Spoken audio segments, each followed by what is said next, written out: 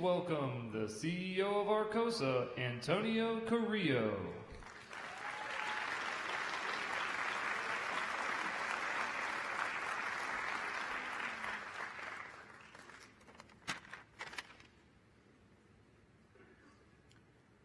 Welcome. I'm Antonio Carrillo, President and CEO of Arcosa. It is a great honor to host this event and to join President Biden. This new plan demonstrates the expected long-term positive impact of the Inflation Reduction Act that is driving the transition to clean energy and job creation. When completed, the Belém plant will produce wind towers to meet the growing demand for renewable energy in the Southwest region. At this time last year, Arcosa Wind Towers, as well as the North American wind tower industry, was facing significant challenges and uncertainty. Next week marks the one-year anniversary of the passage of the Inflation Reduction Act that is providing a significant multi-year catalyst for our industry. Thanks to President Biden's leadership with the passage of the Inflation Reduction Act, we have received over $1.1 billion in orders for wind towers.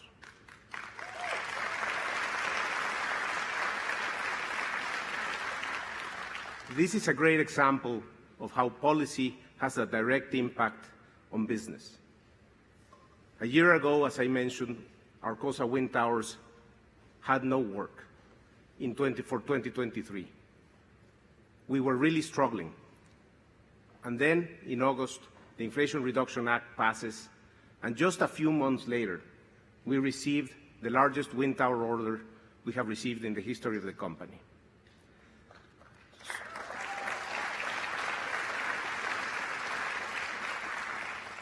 We announced this facility. We're investing $60 million. We're creating jobs. We're ramping up production in another 2 facilities of Arcosa, and I think we're just getting started.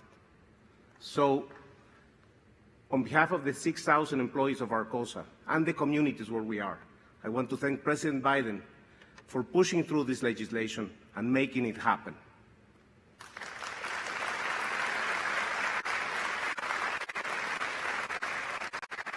I also want to thank Senator Heinrich, Senator Lujan, and Governor Lujan Grisham for being here, and also our great friends and partners from GE Vernova who made it happen also. So thank you very much.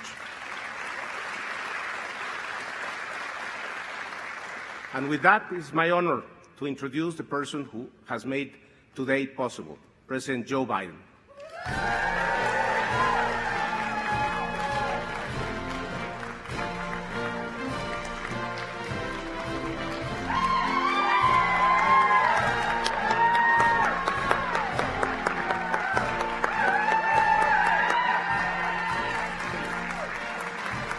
Hey, folks, this is a team sport. It's a team sport. I'm going to talk about that in a minute. Thank you for the nice comments. Thank you, Mr. President. Thank you. Antonio, please, if you have a seat, take it. Antonio, thank you for that introduction and for hosting us here today. Governor, you are where are you sitting? You're the very best, kid. You're the best. No. That's a fact. You're the best. I love you. Thank you. Thank you. And Senator Heinrich, I tell you what, I'm glad I was a flanker back. I'm glad I didn't have you on the other side as a tight end. But good to see you, man. Thank you, and thank your whole family. Good to meet you. And that guy sitting next to you, you know, Ben Ray Lujan, I don't know where he came from, but I tell you what, I told him, I'm prepared to help in terms of making sure that that those folks are taken care of, by the way.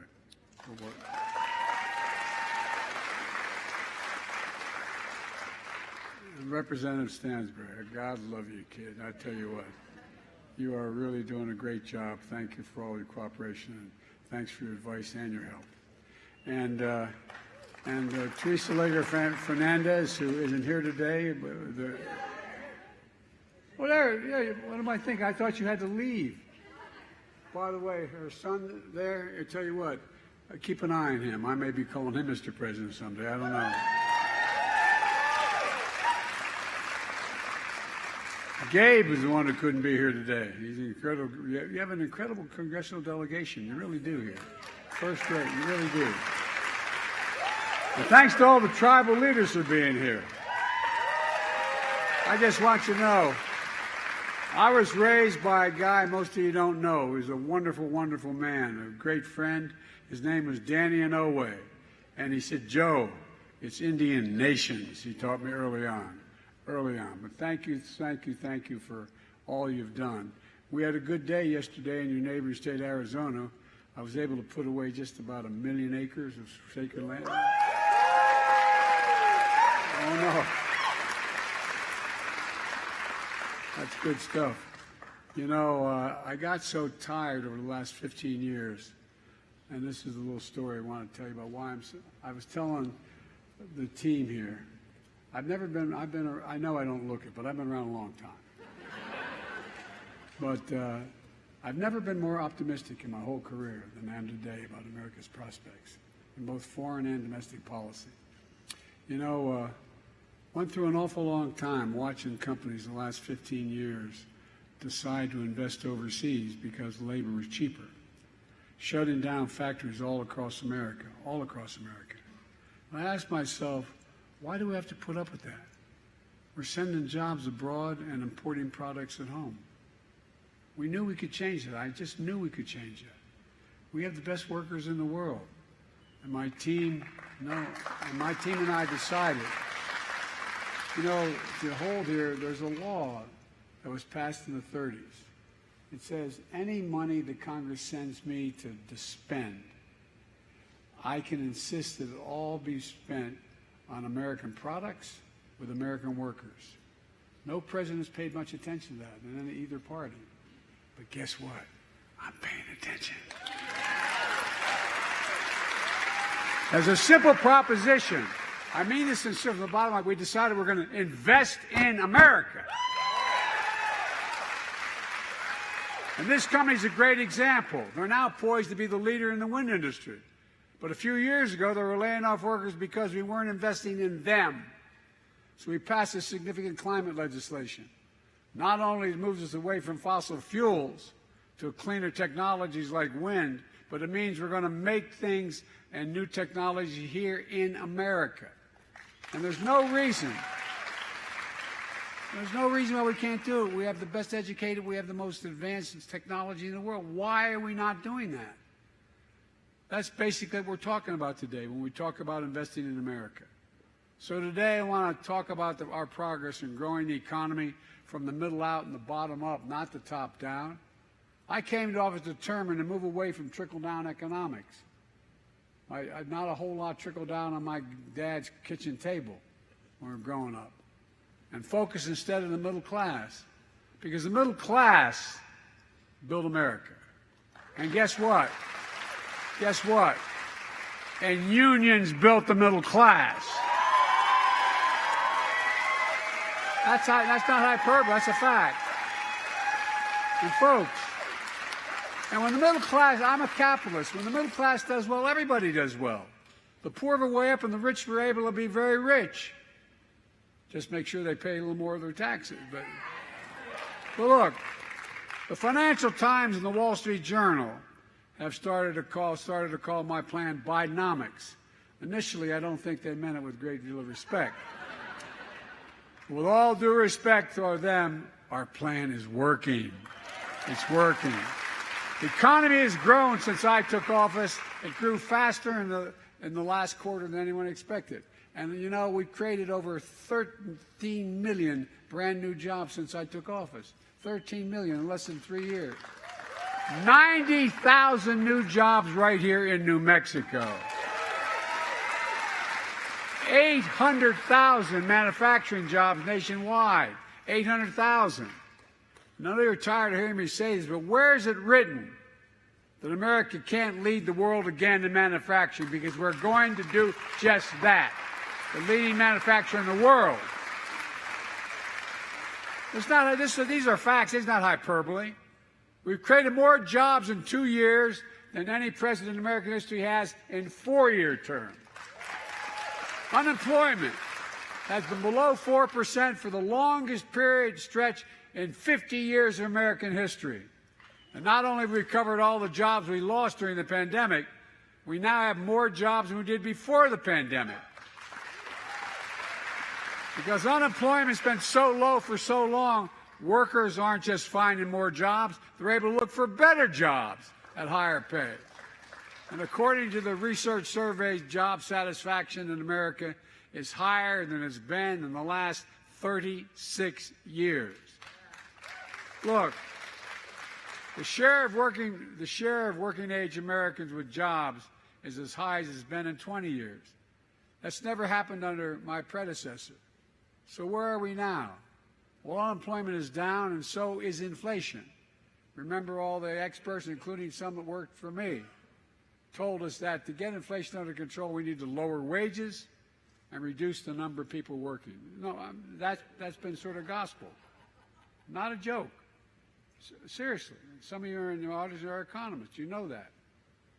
But I never bought it. The problem was too many people are working,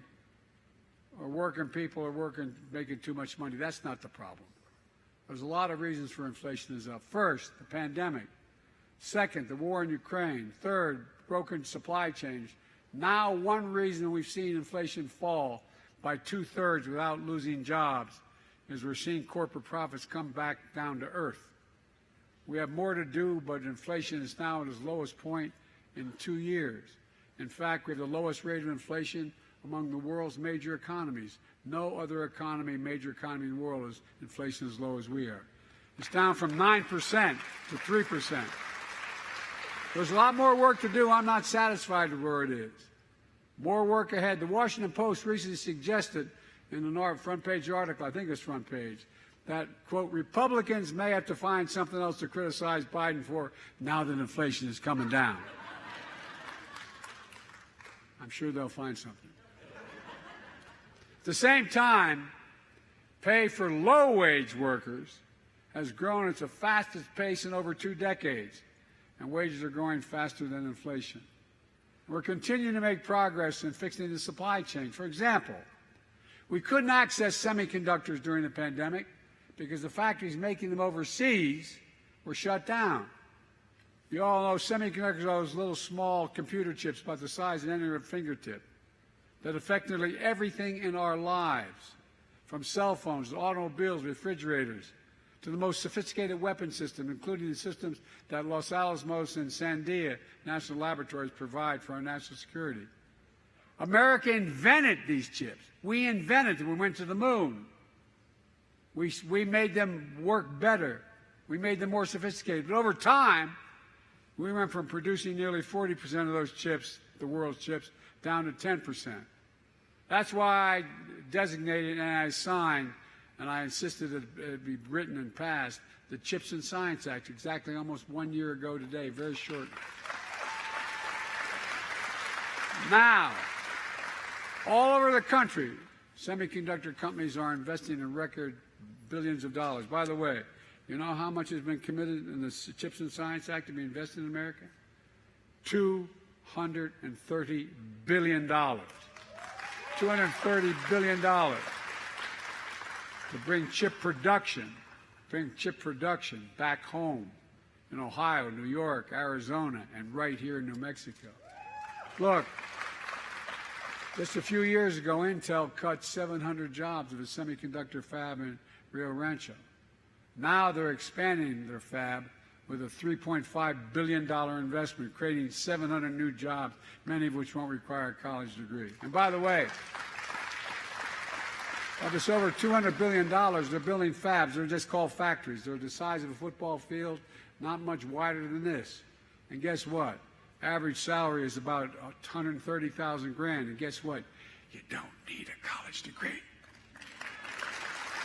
Make over $100,000 is about time. And folks, unions are building the structures as well. Look, folks, that's Bidenomics. Since I took office, we've attracted over $500 billion in private investment in manufacturing and industries of the future right here in America. According to Morgan Stanley and Goldman Sachs and Wall Street, my Investing in America agenda is leading to a boom of manufacturing investment. Spending on construction for manufacturing plants nearly doubled in the last 2 years, after growing only 2% the previous 4 years. Last quarter, factory construction contributed more to the gross domestic product than any time in 40 years. 40 years. Instead of exporting American jobs, we're creating American jobs, and we're exporting American products. And we're seeing it right here in America. We're seeing it in New Mexico as well.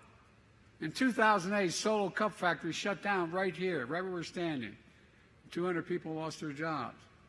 Nearly a decade and a half later, a plastics company bought the site. It shut down after 3 years, laying off 100 workers. It's been idle ever since. Now it's coming alive again. Arcosa makes wind turbines, wind towers.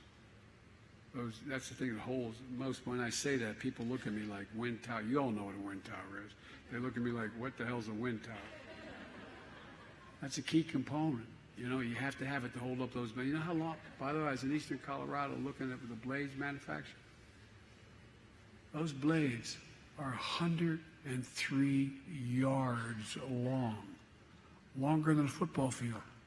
And by the way, they don't cause cancer.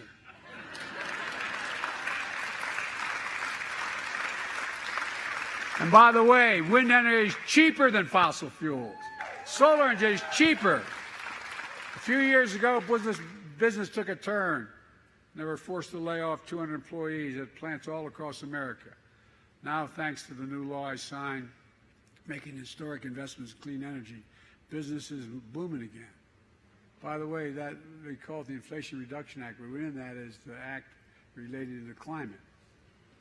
And it's $368 billion. And when I passed that, not one single guy on the other team voted for it. Nobody voted for it on the other team. Since I signed that law, bill into law, Arcosa has received $1.1 billion in orders for new wind towers. And today we're here breaking ground on a new plant that's going to create 250 new good-paying jobs. And meanwhile, we're speeding up permitting for transmission lines so wind energy produced by these towers reaches people's homes. Because what's happening now is it's hard to get a lot of these towers are old, and everybody is not in my neighborhood. They don't want a big new tower going up. So we're strengthening the towers, and we're going to go underground. It costs 6 times as much to go underground, but we're learning how to do that more cheaply so that it doesn't cause the forest fires and all the things that happen when major windstorms knock these lines down.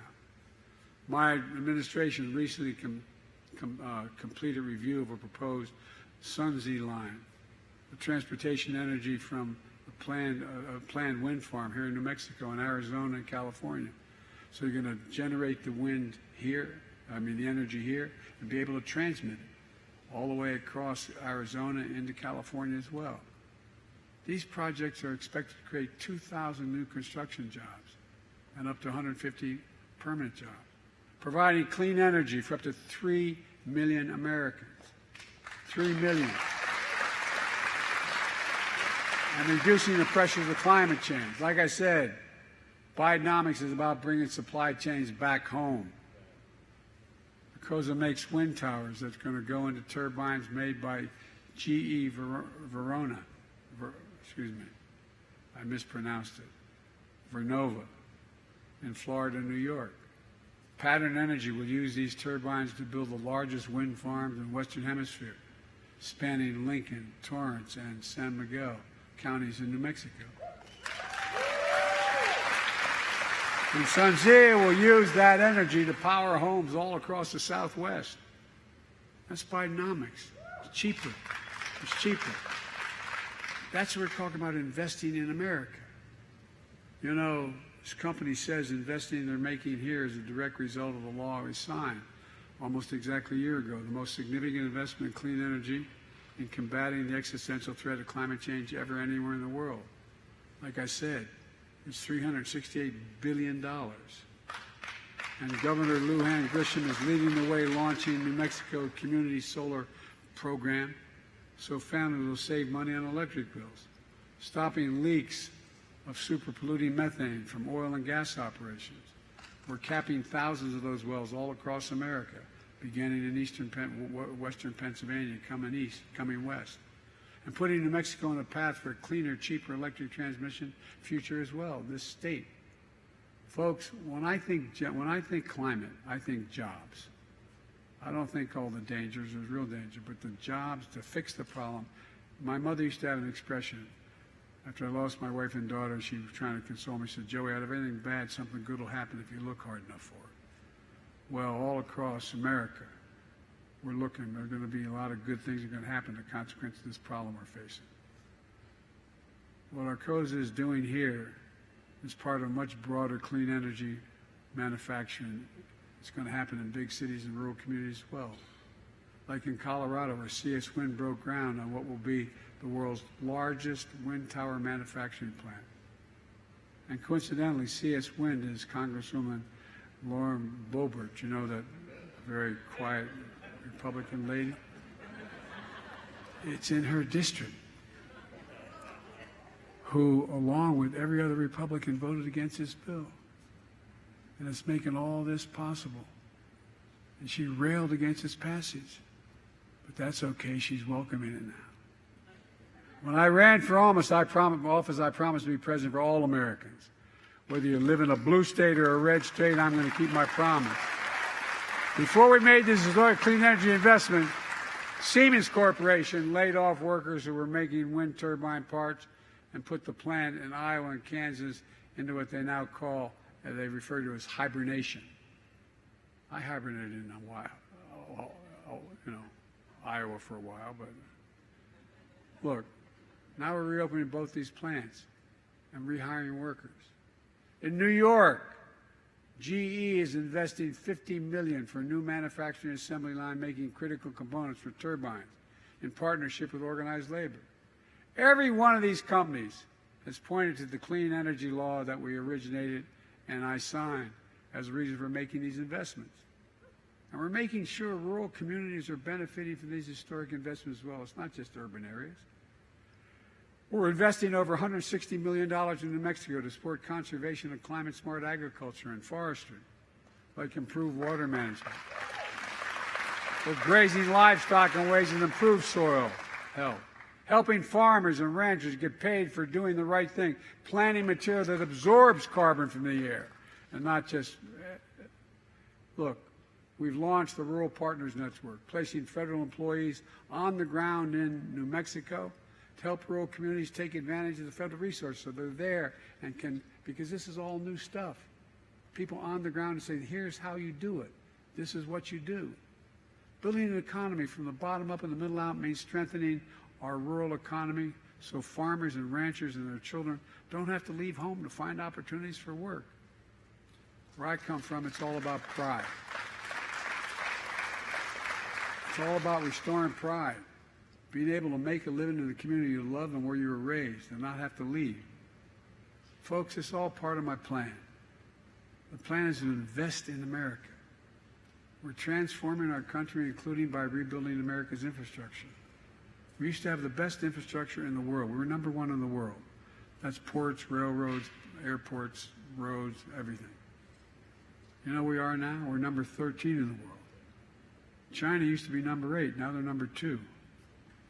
How can you have the best economy in the world with a second-rate infrastructure?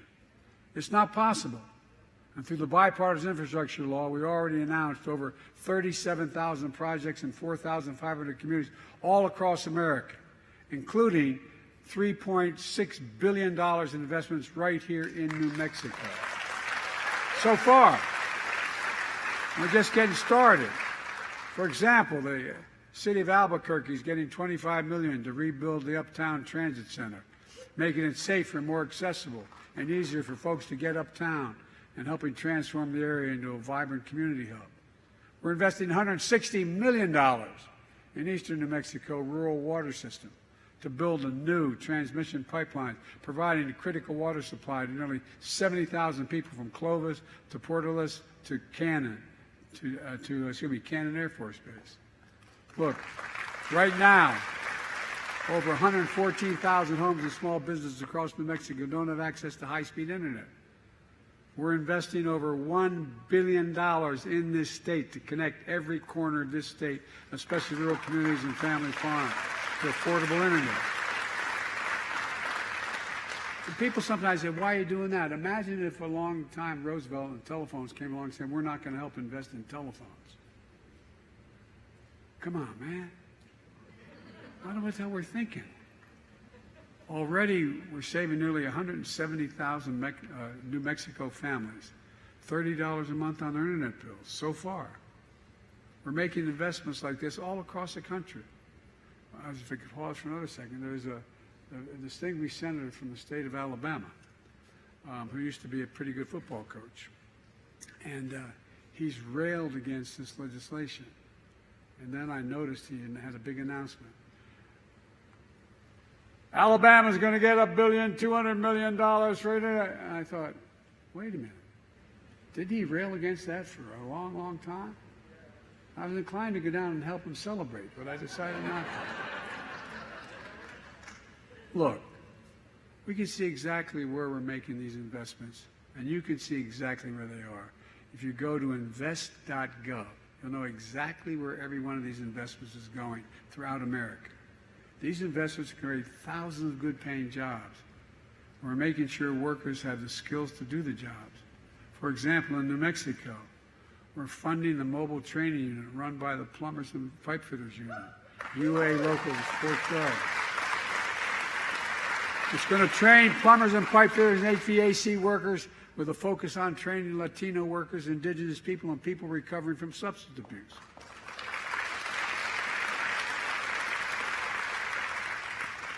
And I know you're probably thinking what a lot of our very conservative Republican friends, Biden's spending all this money, man, my taxes are going to go up. Unless you make more than $400,000 a year. Your federal taxes aren't going to go up a single penny. And guess what? I did all this without raising anybody's taxes in the middle class. And one other little thing. During this process, I cut the federal budget in 2 years by $1.7 trillion. 1.7, the largest anyone's ever done in 2 years. The last guy increased the national debt by 40%. Folks, we've done all this out raising taxes in the middle class, and I promise we'll never raise federal tax on anyone making less than $400,000 a year. I've kept that promise, and I'm going to keep it. Unlike the last president, and as I said, my first 2 years in office, the federal deficit fell by $1.7 trillion. And we got what we promised. We can cut the federal deficit and still do all the rest of this. Folks, every one of my friends in the other team in Congress voted against clean energy investments. And the vast majority voted against the bipartisan infrastructure law. But that hadn't stopped them from claiming credit. Now the billions of dollars and thousands of jobs are coming to their states. Like I said at the State of the Union address, I'll see them at the groundbreaking. Look, let me close with this. I'm not here to declare victory on the economy. We have a lot more work to do. We have a plan, and it's turning things around.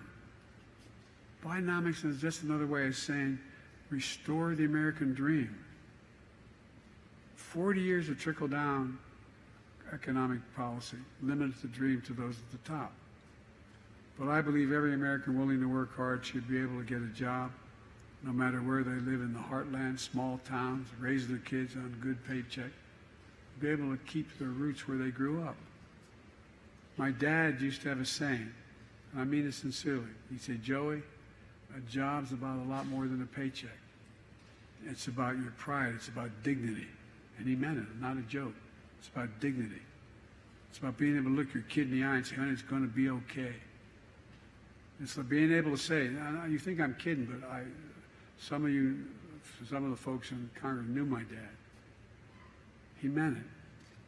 And he said, the real question, Joey, is at the end of the month, after you pay all your bills, Is there anything left? You have a little breathing room, just a little bit of breathing room. Well, folks, that's part of the American dream. And that's Bidenomics. It's rooted in what I've always worked best in this country, investing in America, invest in Americans. Because when we invest in our people, when we strengthen the middle class for stronger economic growth, that benefits everybody, the poor, the wealthy, everybody. And for the longest time, we've been told to give up on American manufacturing, that it can't happen again, that we just can't do it anymore. Well, as you might have noticed, I've never believed that. As I said, America used to lead the world in manufacturing. We're going to do it again. I can honestly say I've never been more optimistic about America's future. Just remember who we are. We're the United States of America. And there's nothing beyond. I mean it sincerely. Think of any objective we've set as a goal that we've ever not met. Name one. No matter what it is. We've never, when we've worked together, failed. Nothing's beyond our capacity to work together. And God bless you all, and may God protect our troops. Thank you so much.